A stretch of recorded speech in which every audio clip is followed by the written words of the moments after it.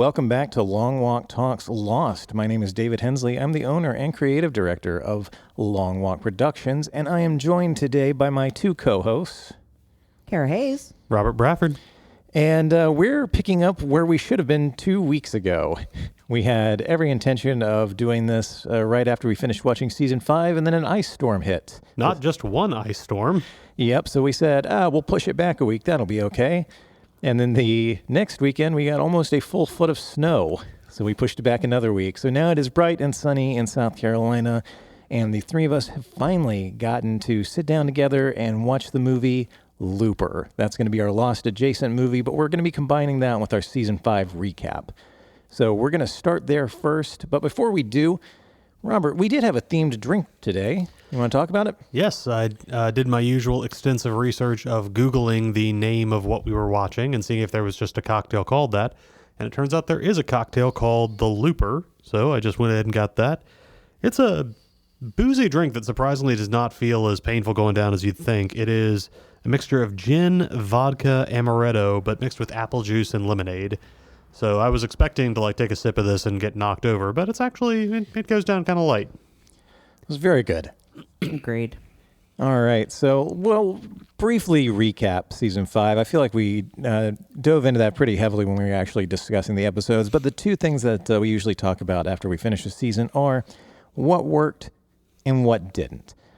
So, Robert, why don't you start us off? What do you think really worked well in season 5? I think overall what worked is the creators just ultimately putting their chips down on the idea that people were invested in this show. And, in this age of binge watching, it's easy to forget what it was, in season 5 of a show that had been running for 5 years, airing, a week apart, maybe a couple more if there was something in between, just to assume, yes, we can call back to events in season 1. We can call back to things the audience hasn't even seen, but were just talked about, like Rousseau's story, and we can just build a whole season around that, and the fans are going to follow it and stick with us. And I think that just, that's an insanely ambitious thing to do on television in 2009, I think was when this one came out, and I think it just paid off magnificently. It's just such a well-plotted, well-structured story of television, and yeah, I don't know if I'd call it my favorite of the show's seasons, just because that's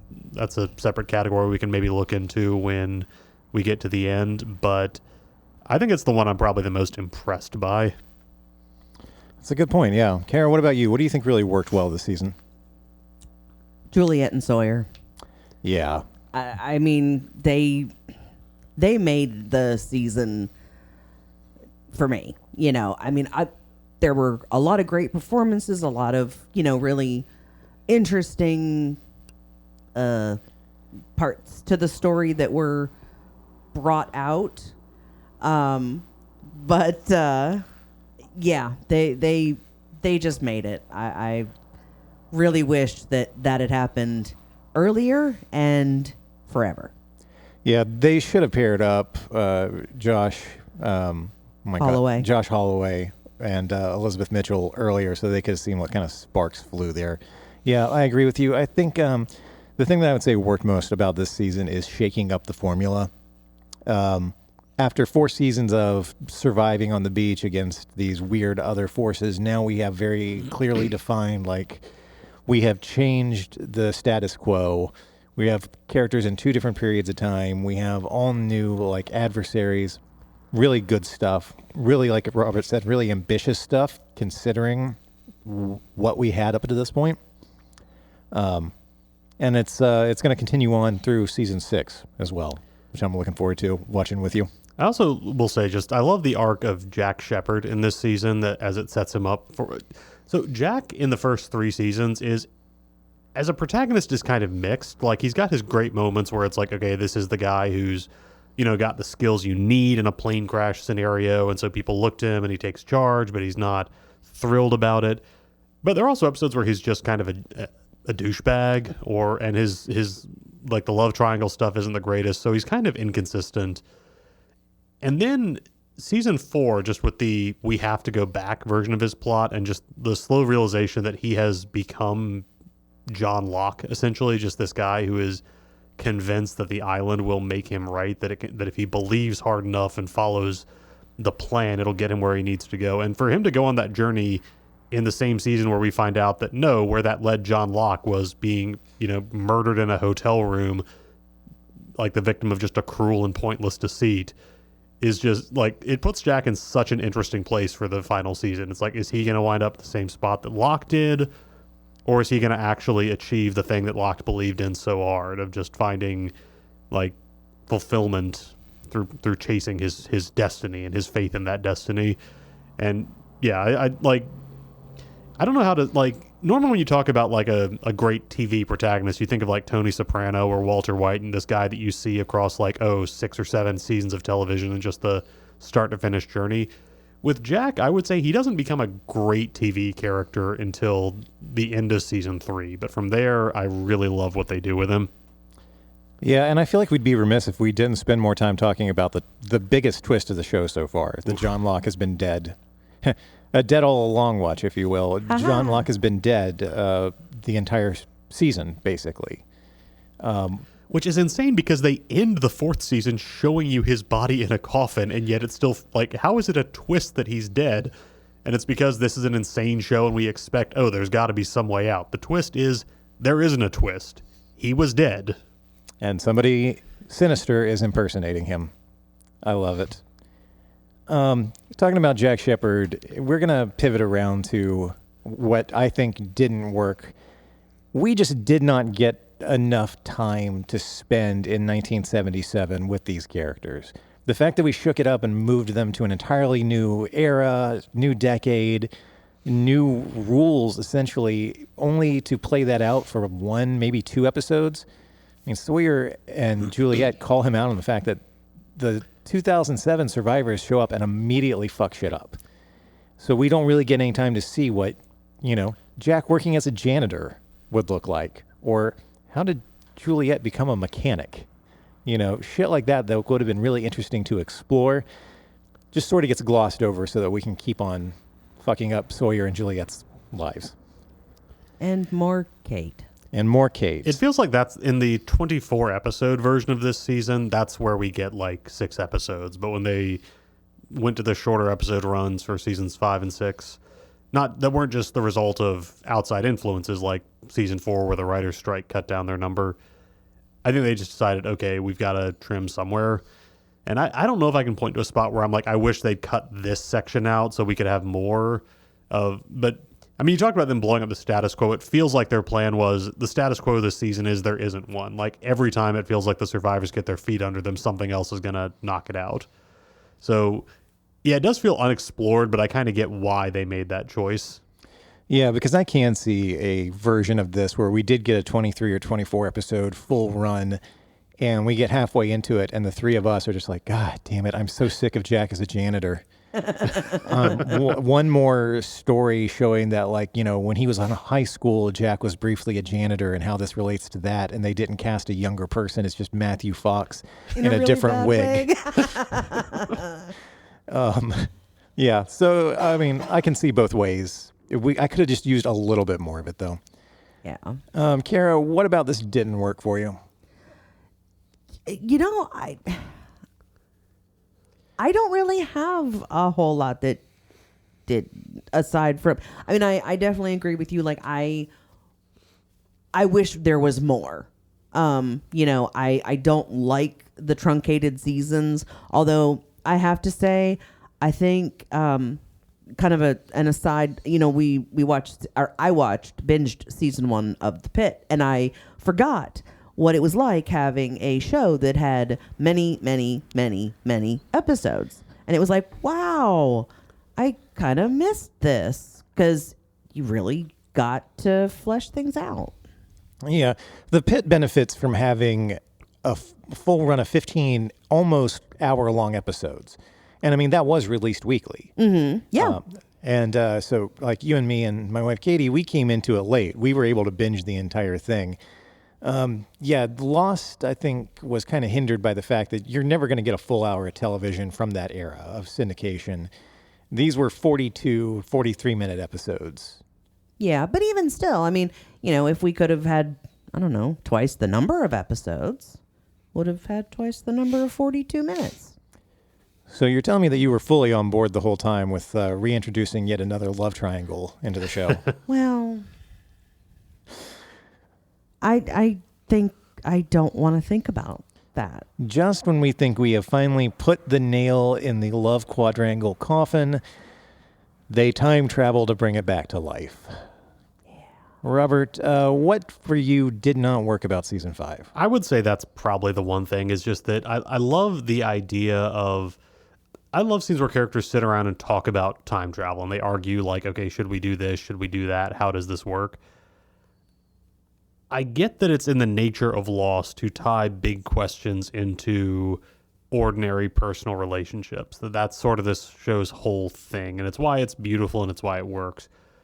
But to have like the question of whether or not, say, Juliet and Sawyer are going to go along with Jack's plan to like drop a nuke in the timeline to kick it back into working order, to have that hinge on whether or not Sawyer still has goo eyes for Kate.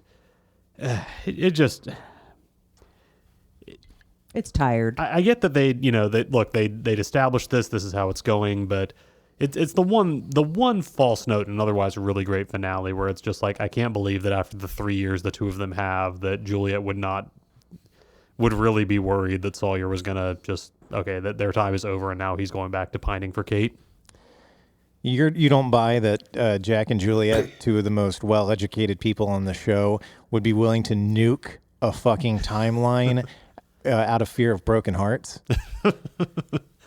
Yeah, I would prefer a version of this where it just kind of got into, do we think it's going to work or not, as opposed to Sawyer's like, do I want to erase it or don't I?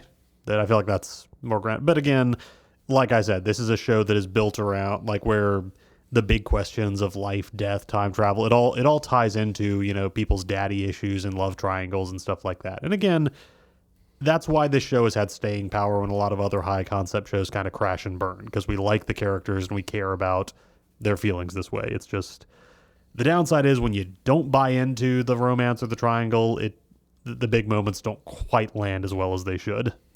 So that kind of makes me wonder, if all of these writers, they obviously had daddy issues, obviously.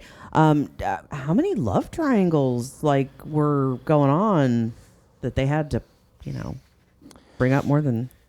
Well, I don't know how a professional TV writer's room works. Maybe it is all coke and orgies, but maybe. Sets are notorious and long-running plays are notorious for showmances and stuff like that. How many stories have you heard about actors leaving their spouses for each other? Or wrestlers. Wrestlers, yeah. So, maybe writers' rooms are the same way. Maybe. That's going to be my headcanon from now on. This whole love quadrangle started because one writer in that room was pining for another. Damon Lindelof and Carlton Cuse both spotted the same redheaded intern and were just like, oh, man. Hey, what are you looking at? What are you looking at? Yeah. So, Cara, we know that you have actually seen season 6. What do you remember from it? Oh, yeah, no. I remember bawling my eyes out at the end. That's what I remember. I was going to say, it's been blowing my mind because a big part of season 6 is this guy walking around with John Locke's face. That's not a small element. I did remember, I remembered, what's the actor's name? Terry O'Quinn? No, not Jacob. Oh, Mark Man in Pellegrino? Black. Oh, Titus Welliver. Yes. I remembered those two. And yeah, I might have drank a lot in between the end of this and now. Well, it gave you the gift of getting to watch the show fresh a second time. So 3 cheers for alcoholism, I say. There's also, I don't know, things just fall out of my head a lot. No, I like Robert's 3 cheers for alcoholism. Well, the season as a whole hinged entirely on time travel and the rules and how strictly we stick to them, how can we break them, how can we use them to our advantage. So to that end, we have decided to circle back around ourselves, our Lost adjacent movie. We're going to kind of end things here where we began them. Our first Lost adjacent movie that we watched after we finished season 1 was Brick, directed by Rian Johnson, starring Joseph Gordon-Levitt, and featuring Emily DeRavin, who played Claire, who we didn't see for the entirety of season 5. We saw Timu Claire at one point. So what could be, we haven't talked about what exactly the denouement to the show is going to be, but what could be our last Lost adjacent movie is another Rian Johnson film starring Joseph Gordon-Levitt called Looper. That is all about time travel and the rules and regulations of it, and how do you use it to your advantage. Released in 2012. Robert and I had both seen it in the theaters. Carrie, you said you saw it like at home. Oh, yeah, I'm sure that, we did the whole Netflix thing when they used to mail you DVDs. That's probably how we saw it. Or we saw it on HBO, one of the two, I don't remember. But yeah, we saw it at home. Nice. I love this movie because it is so far out there. As I put in our notes, it's a neo-noir gangster sci-fi time travel action movie. And it functions pretty well as all of those things. It very much feels like something that most writers would have been like, here's the one thing and I'm going to build around that. And Johnson just was like, no, but what if I had this? But what? And he's just got, like 4 genres and flourishes, and somehow it all works. The beginning of it is like Goodfellas with time travel. And then it becomes like a farm drama with time travel. A farm drama. And there was a point about halfway through where I was like, I had written out this sentence, neo-noir gangster sci-fi time travel action. And I was like, I guess this really isn't much of an action movie, is it? Like, there's been some chases and some gunfights and such. But then towards the end, you get Bruce Willis with an automatic weapon in each hand mowing people down. And I was like, no, yeah, I was right. This is kind of an action movie as well. It's crazy how I think it's really only got, let's see, in terms of sets, we're talking really Joe's apartment, the club, the farm, and the diner. Like, they're really just, and they're, places we see people moving like spots to spots or coming into just one scene, one spot. But it really is only those 4 locations, and we just jump around between them. And yet it feels like a much bigger movie than it is. It just uses a lot of implication and just like, and this happened and this happened. Oh, I guess we got Shanghai. Also, we've got that whole section there. But yeah, I don't know exactly what the film's budget was. It can't have been huge, but it uses it really well. Hold on. I have the internet. Let's find out. Yeah, I'm sure it was by a considerable measure Johnson's most expensive film up to that point, but this feels well below like your, like not even half of your average, B-level Marvel film. It cost $30 million to make. Holy crap. Yeah, okay, that is an insanely good-looking movie for $30 million. It explains why some of the CGI was as shoddy as it was. Ooh, that green screen. But it came out in 2012. Nowadays, $30 million would be considered like a low-budget indie. Good God Almighty. Yeah, a lot of to-do has been made about the death of the mid-level, like the middle budget, like dramas and comedies and stuff like that, because now you're either getting like $5 million indie films that are going straight to streaming, or you're getting the $200 million films that are also sometimes going straight to streaming. It's a weird middle ground to fall in. But the movie starts out by introducing the concept right off the bat, because the very first line you hear from Joseph Gordon-Levitt's character, is, time travel hasn't been invented yet, but in 30 years it will have been. What a way to start us off, especially after so much time has been spent on this podcast with us arguing about time travel. Drivers, start your tenses. Yeah, and honestly, another way this ties into Lost is we get our opening scene of just a character going about their day, like with music going behind them, like same way we met Desmond and Juliet and Pierre Chang. Yeah, there we go, Pierre Chang. Yeah, this time we just see Joe just, getting up, going to his job, and then, going to hang out after work. It's just his job is murdering people that get sent back via time travel by future cartels. Yeah, the whole concept, the setup for this movie is brilliant, because sometime circa 2080, time travel has been invented, and this might be the most unrealistic part of the entire movie to me, gets heavily regulated. by the government. I feel like based on the way things are going now, time travel would be invented and things would immediately go to hell. How do you know it didn't already happen? That's a good point. That's an important thing to talk about anytime you mention like time travel having not been invented yet. Or has it? Yeah, how do you know we're not in the altered timeline? It's funny. Cara's face. Oh, Rian God. Johnson has said in interviews that he is both annoyed by and kind of conscious of the irony of how frustrated he is by people who like nitpick this movie.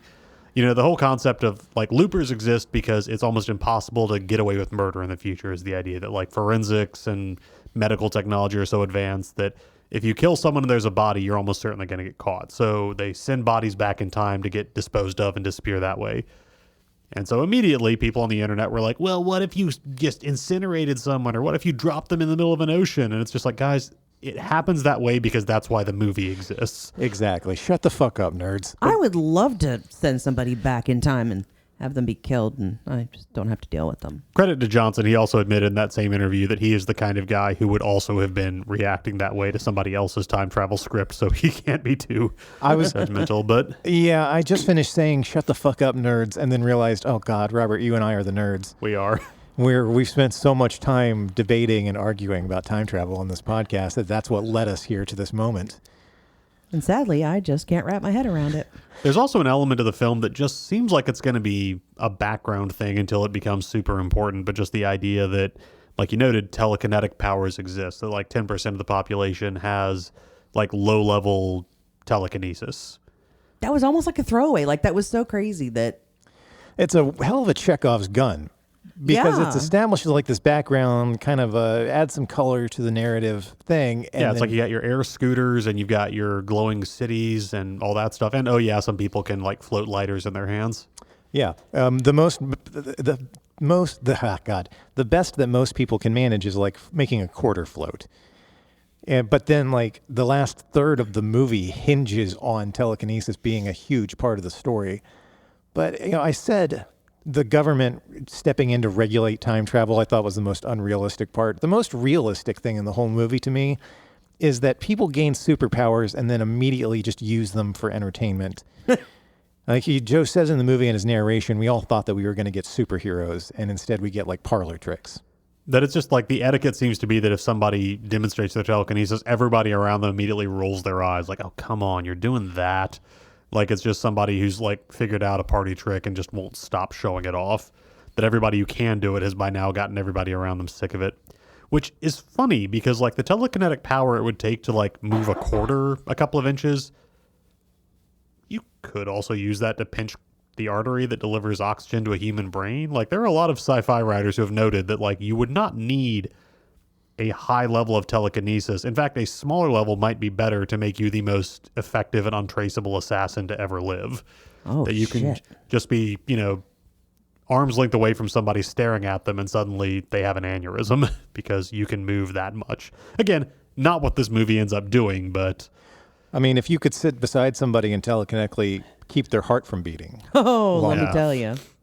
and maybe we can roll with it like, well, in this one you've got to be able to like visual. You can't just do it at things you can't see. I don't know. I'm sure there's some explanation for There's it. rules. You got to help anybody who's on the road with me because I don't need to like toss your car out of the way. I'll just telekinetically stomp your brake pedal.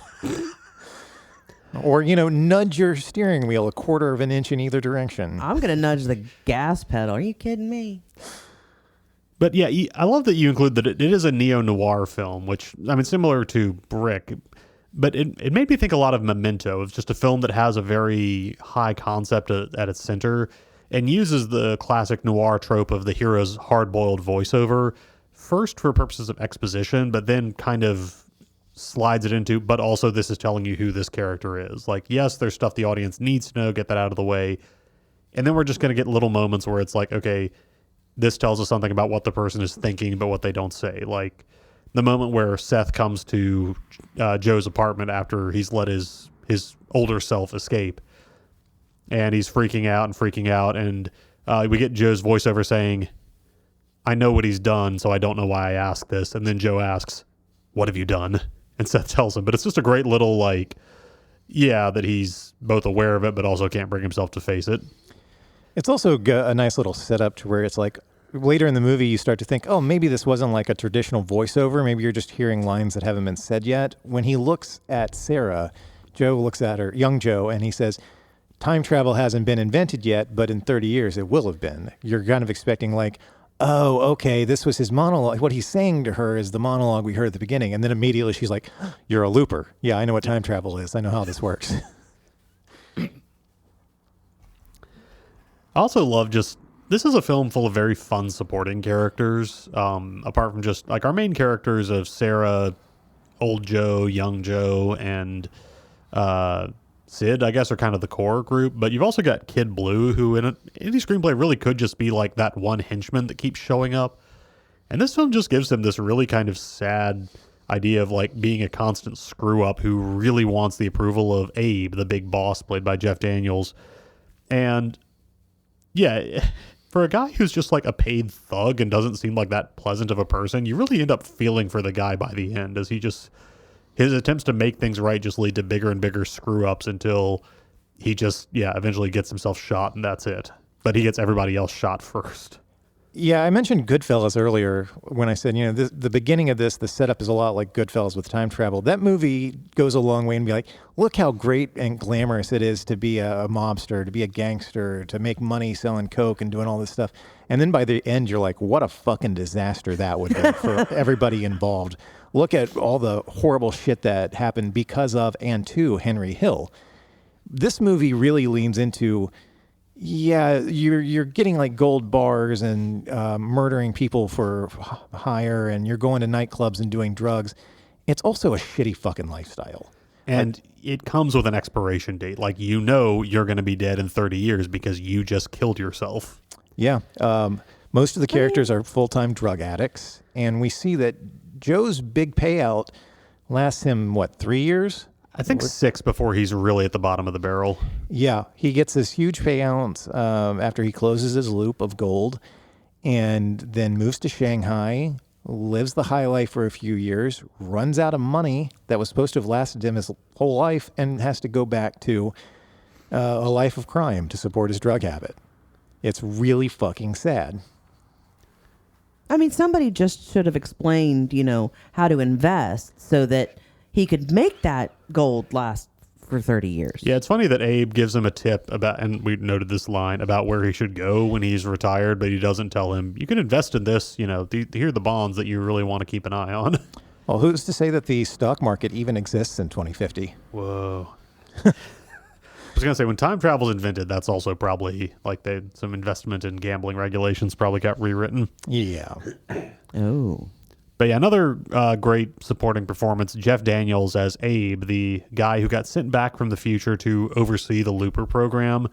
And I love the offhandedness of this. That's such a low maintenance job that he just in his spare time took over like organized crime in Kansas City.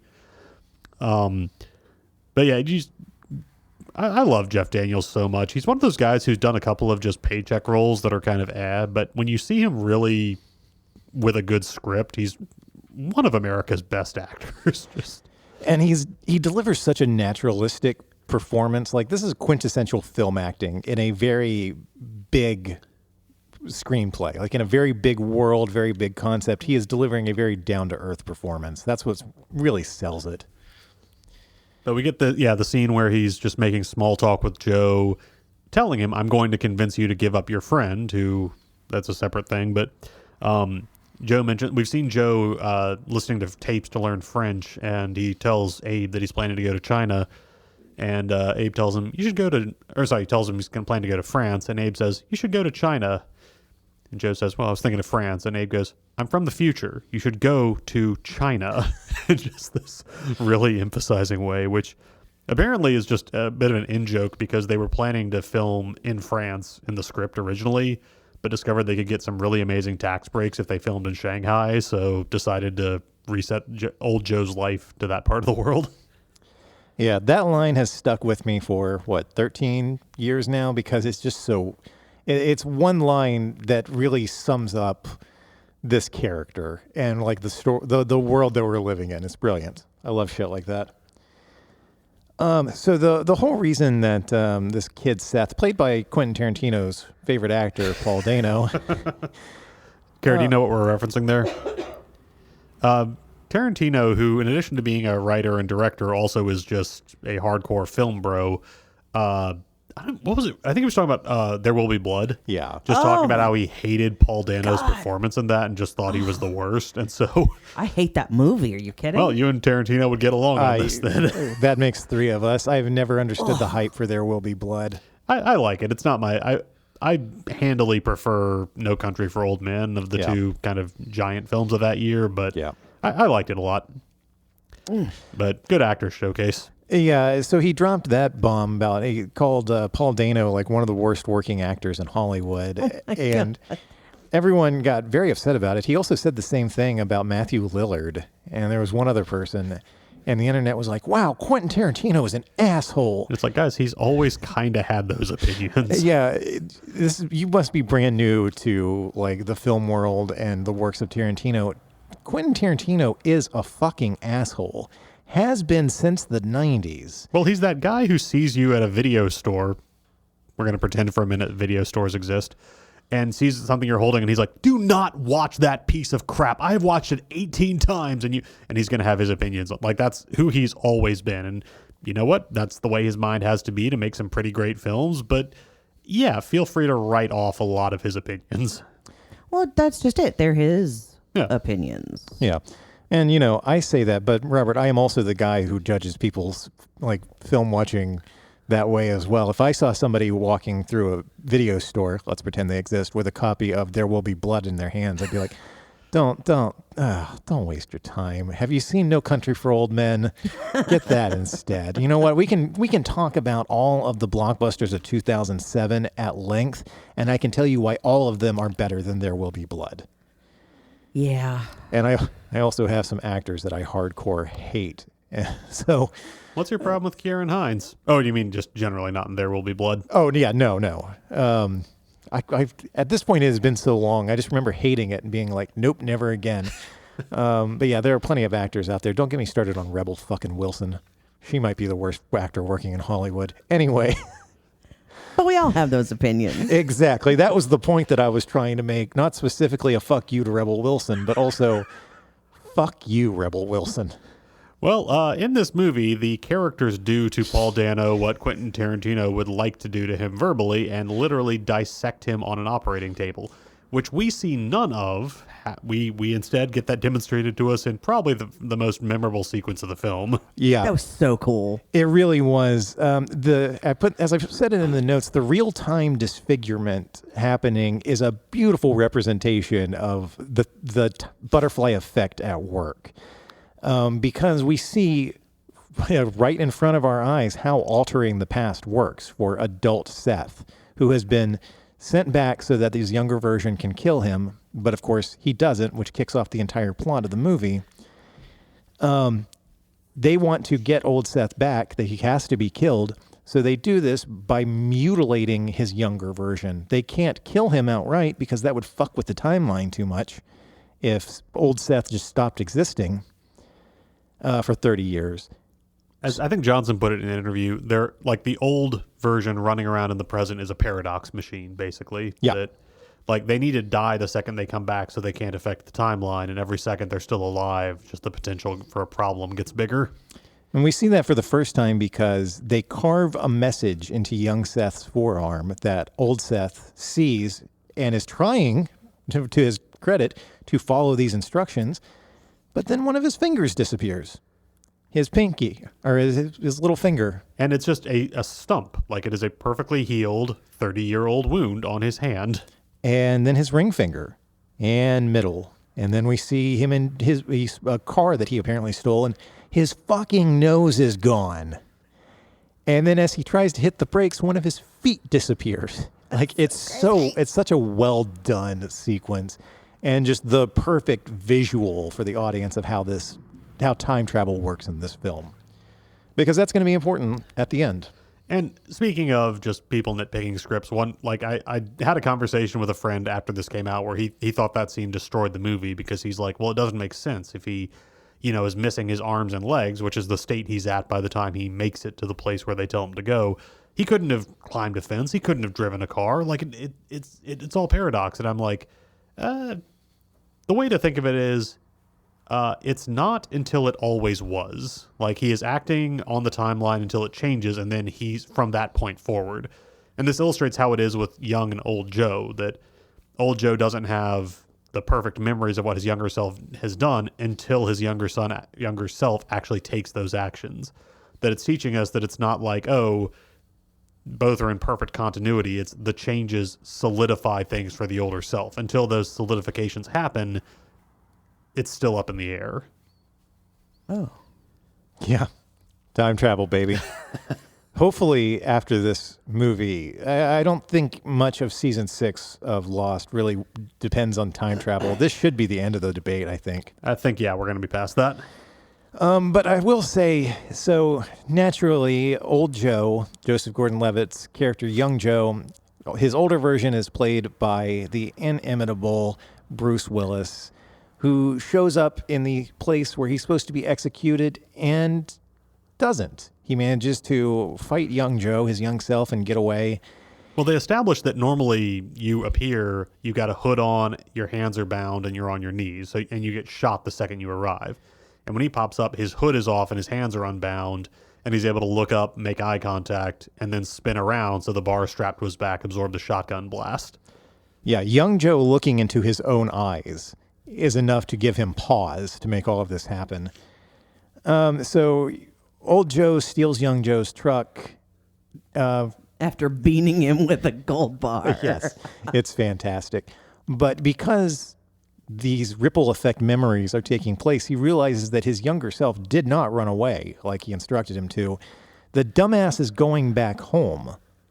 So we get this sequence where we see young Joe hiding behind one car, old Joe hiding behind another, watching him.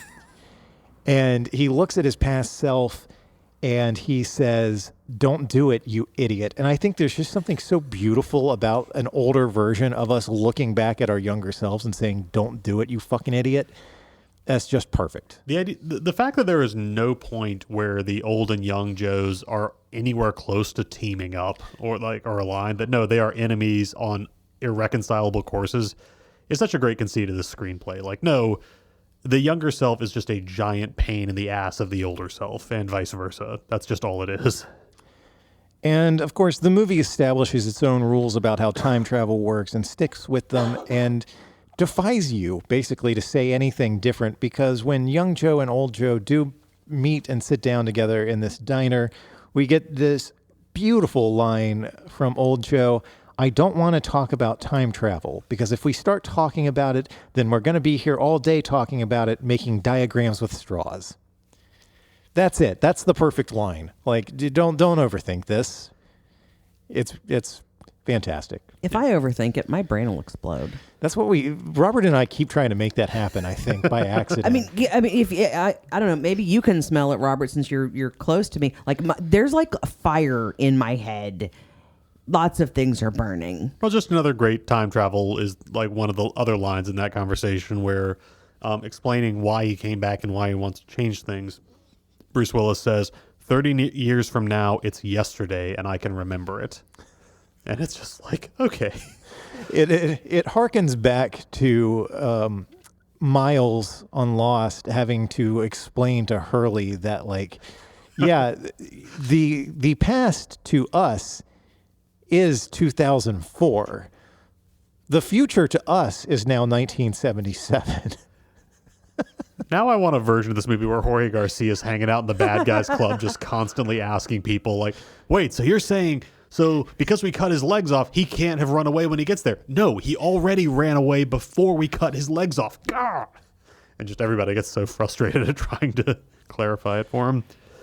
Yeah, so we do find out that the reason old Joe is so determined to change things is because when they came for him, like the 30-year point where they were going to send him back to close his loop, he was actually ready to go. We see him like stand up when they come into the house. He puts his hands behind his head. But his wife's in the garden. She startles one of them and they shoot her. And so we see at that, now he's determined that like if he can change things and save her life by he's got to take out this younger version of a guy who's going to be this terrifying crime syndicate figure called the Rainmaker in the future.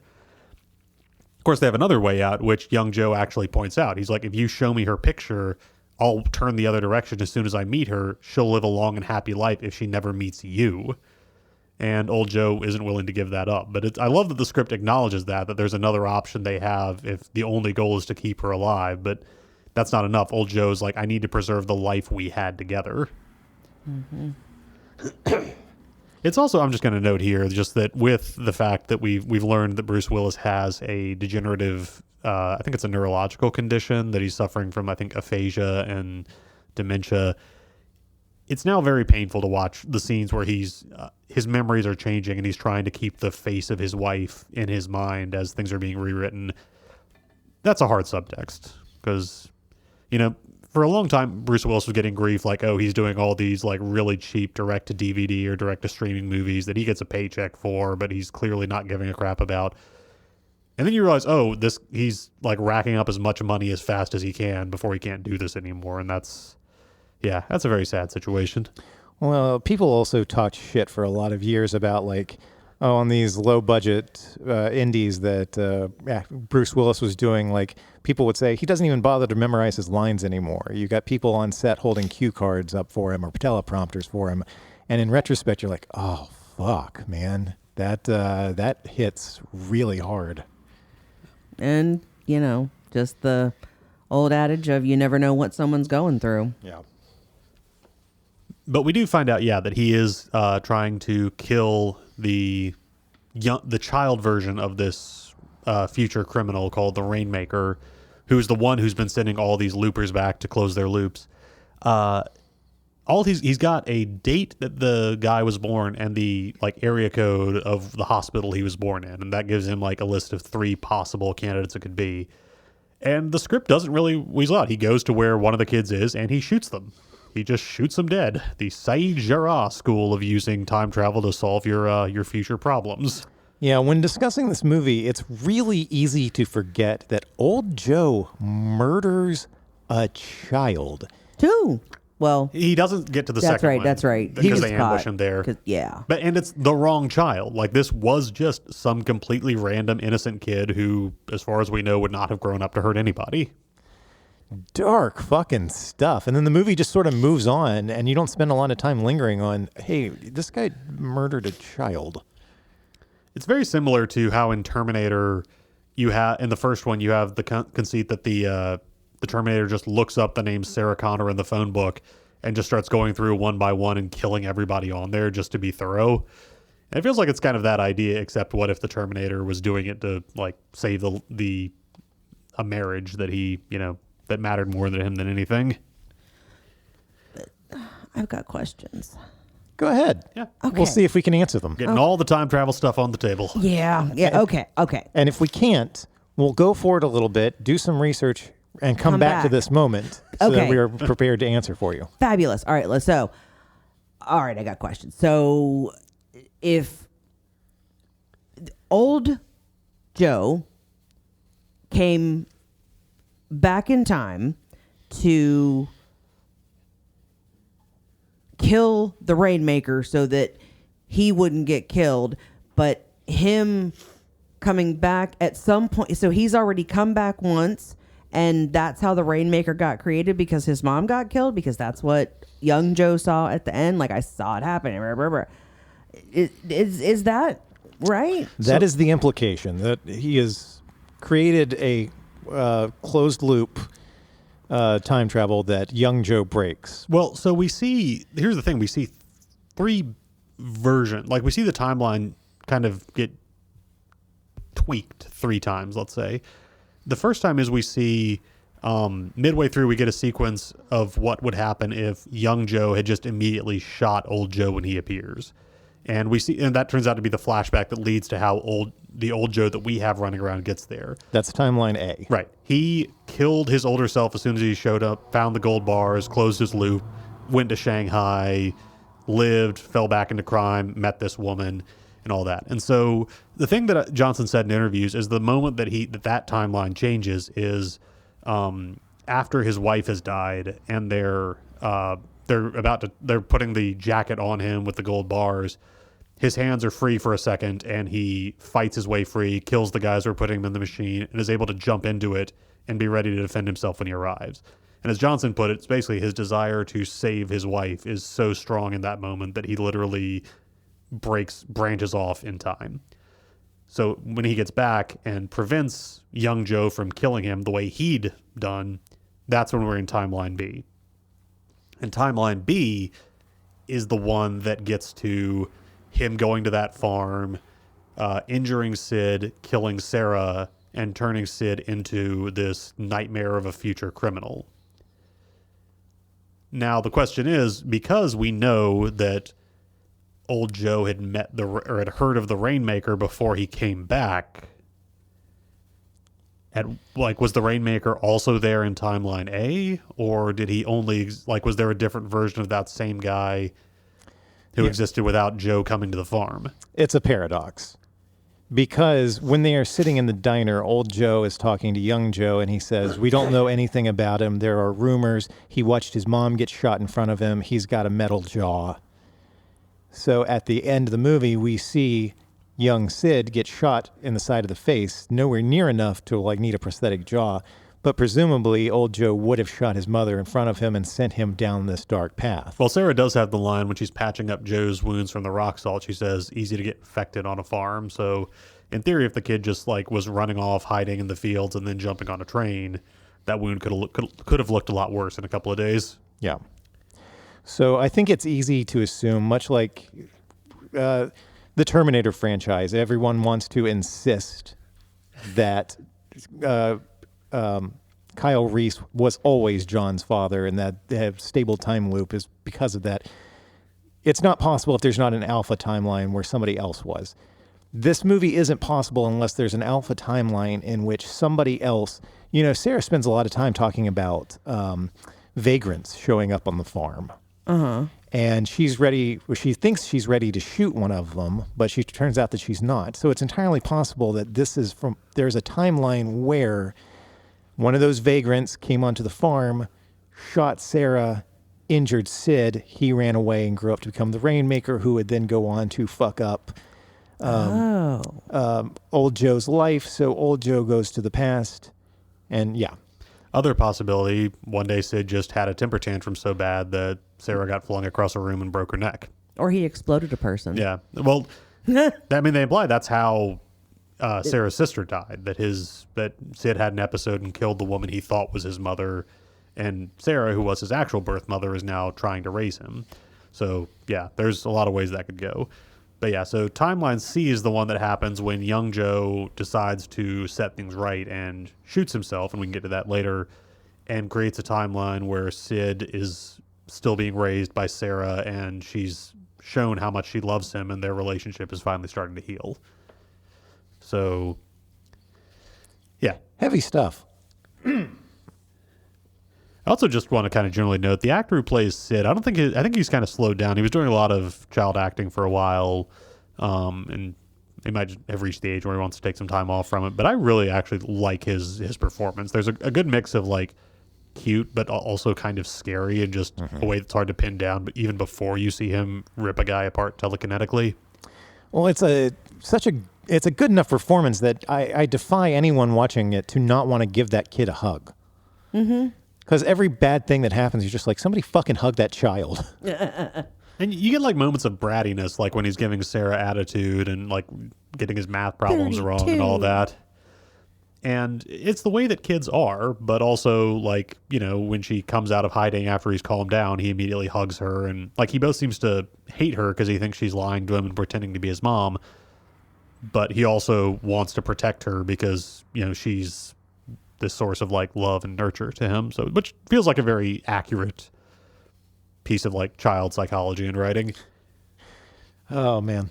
Also just in the roles of great supporting performances, Garrett Dillahunt, who I love so much. When we talked about Terminator, the Sarah Connor Chronicles, he played kind of the main Terminator antagonist on that show. Crow Marty. He was on... That stuck with me just because I think that's such a unique name. Yeah. I saw someone stylize it as Chrome Artie, 2 words, because he's a metal man. But yeah, he was on Deadwood as 3 entirely separate characters. They just kept writing different characters for him to play because they liked having him show up so much. Yeah, he was in the assassination of Jesse James by the coward Robert Ford. That was a good one. He was on one of the Walking Dead spinoffs. He's been in so many things, and he's fantastic in every role I've seen him in. Really good in this one is just the very competent henchman, kind of the opposite of Kid Blue. Like even when he's inspecting the farm and hunting young Joe, Joe's like, "Yeah, I know Jesse. He's a good guy. He's a pro. He's not gonna hurt your mom if I'm not there." And then we find out that when he figures out that Joe's there, takes Sarah hostage. One, he immediately releases her when Joe's cooperating with him. He sees Sid and in a panic points his gun at the kid, but then we see him immediately lift his gun when he realizes it's a child. So we know, again, a nice moment for the script. What Sid does to him a moment later is not in any way self-defense. He wasn't going to hurt him, but he perceives a threat to Sarah, so Sid reveals his telekinetic powers and rips Jesse apart. It's just a nice little... He's only in 2 scenes of the movie, but you get a sense of he really wasn't a bad guy for a professional crime enforcer. Yeah, I think it's worth talking about Sid's outburst because at first you see everything in the room start floating, including poor Jesse, and you're like, oh, what's he going to do? Is he going to like break his neck? Is he going to explode his head?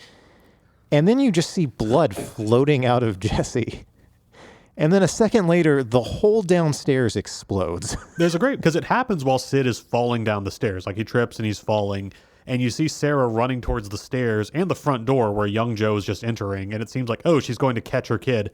No, she is tackling Joe and getting him out of that house a second before everything explodes behind them. Young Joe was the one who was going to attempt to catch the child. Sarah was like, nope, fuck that, let him fall. He'd be all right. And just Emily Blunt is also really good in this movie. Just a role that in a weaker screenplay, there would not be nearly as much meat for an actress to dig into. And I think this gives her a lot. But yeah, she just, for someone who doesn't show up until I think almost an hour in, it very much feels like she's co-lead on that. She's great. But yeah, I'm a sucker for a story about just a person who's kind of a piece of garbage. Like as we meet Joe, just a murderer, a drug addict, a guy who's doing all this stuff that's terrible so he can live good for 30 years and then die. And I love a story where just someone who's in that place just does the right thing for like a very short window of time, but it's enough to make a difference. It's like my favorite movie is Children of Men, which is very much about a guy like that who just for 3 days is a hero, and that's all it ends up needing to be. And yeah, just the story of Joe was this guy who just completely self-interested. His only real goal in most of this is not, I want to protect those kids that my older self is going to kill, and he certainly doesn't care about protecting his older self's marriage or anything else. He's just like, I get my life back when I kill him. And at the end, he decides, no, I can't get my life back. There's no way, but I can make giving it up count for something.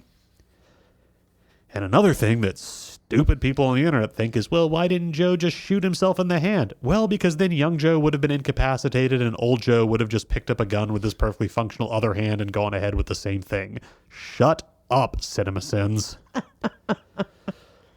And tell them with their like 1 million+ followers on YouTube. Long Walk Talks is calling them out. Yeah. CinemaSins and Rebel Wilson can both get fucked. Yeah, no, like, why doesn't he just shoot himself in the hand? Do you know how many fucking veins there are in your hand?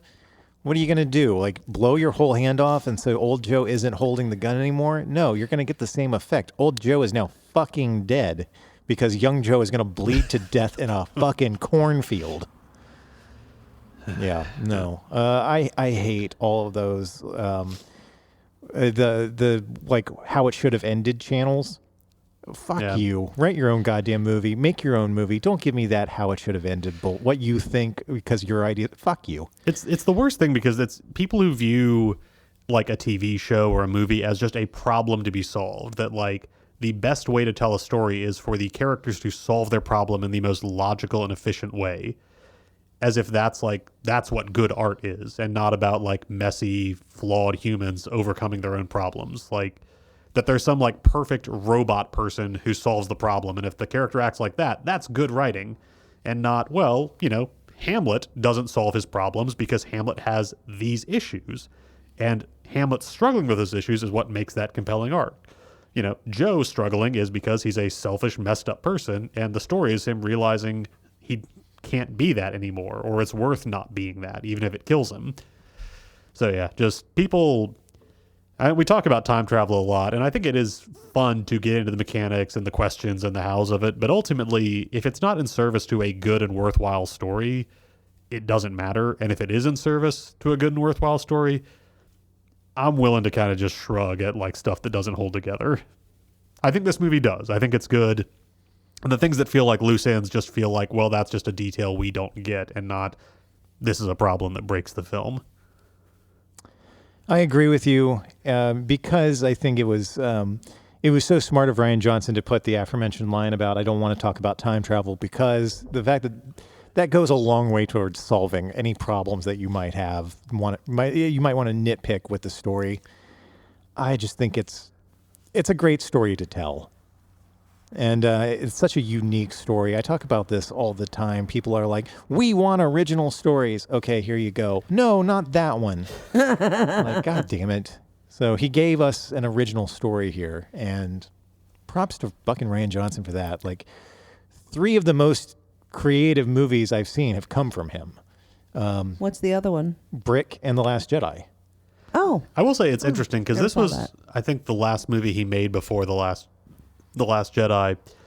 And I like the Knives Out film overall. I especially really liked Wake Up Dead Man. I've noticed a thing in his scripts where following The Last Jedi, he really likes to write characters who represent people he hates on the internet. And I understand where he would be coming from with that. Again, being the guy who made The Last Jedi. But again, I appreciate that in Looper, even like the criminals and henchmen feel like we get a little bit of what they're doing and why. That there's nobody who feels like they exist just because Rian Johnson wants us to know, man, this type of person just sucks. You know, I can't guarantee I wouldn't also do that if I was a Hollywood writer and director. There would 100% be characters based on people I hate. Oh, yeah. Well, I mean, and I'm not saying it wrecks things because, you know, my favorite TV show is The Wire, and David Simon, who wrote that, literally named like characters after people he worked with at a Baltimore newspaper that he didn't like. That there's a guy in the 3rd season who shows up who's like, they call him the unit killer. Like, this is the police lieutenant who's such a bad manager that any unit he gets put in charge of is just dead and buried from right then. And he gave him the actual name of an editor that he hated working with at his newspaper. So pettiness can happen to all of us, no matter how talented, no matter how good. But libel? I don't even know the meaning of the word. It's kind of amazing that he got away with it. I mean, you know, you can't prove that it was based on that guy, even though they had the same name. I mean, I've looked up my name on the internet, and there's more than one of me out there. I don't like that. There's 3 of me in Rock Hill. Oh, God. Yeah, I remember pulling up to a gas station one day, and as I'm pumping gas into my car, a truck pulls up with my name on the side of it, and I was like, what the fuck is happening? And then Am I in a looper? And then your older self walked up and was like, David, you've got to... Don't do it, you idiot. Oh, perfect. I think that's the best way to end this ongoing time travel debate between me and Robert, especially because there's no more of it in season 6, or if there is, it's not memorable. Watch that bite us in the ass. We're going to be like 2 episodes into season 6 and being like, but you know what, Robert, that doesn't work. So we're going to wrap it up there so that, hey, we can move on to finishing Lost in short order. Yeah.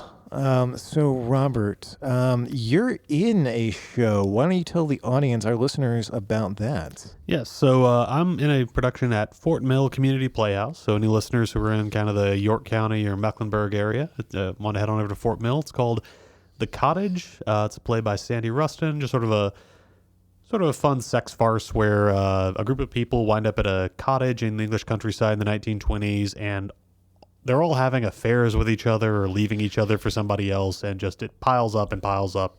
It's a lot of fun. It's going to be opening in first 3 weekends of March. And Cara, what is something that you're reading or enjoying or bringing you sparks at the moment? So I'm building some Lego, and I'm also listening to another Annie Jacobson. Area 51. Nice. I'm directing a show currently that Cara's stage managing, and it's weird, Robert, that you're not in it. You've been in like everything I've directed since 2015. So now I find myself directing college students in a co-production between our company, Free Reign Theater, and Winthrop University's Department of Theater and Dance. We're doing the complete works of Shakespeare, abridged March 4th through the 8th. So just a little over, a little under a month away. God. I dropped that on the cast at our rehearsal Thursday night, and they were like, "Shut the fuck up! That can't be right." Oh my God. And those kids are so adorable. Yes, our cast is adorable. This collaboration is fantastic. So, like Robert said, if you're in the area, check it out. It's going to be in the Winthrop University Johnson Theater Black Box. If you would like to keep up with the Long Walk Productions, you can visit us online at longwalk.us. To see more of our original work or hear past episodes that are no longer streaming, you can follow the YouTube links in the show notes. Thank you very much for listening, and if you enjoy this show, please make sure to leave us a rating and a review on whatever platform you're listening on. I heard David do the outro. I saw it laid out in front of me like a path, round and round. So I changed it.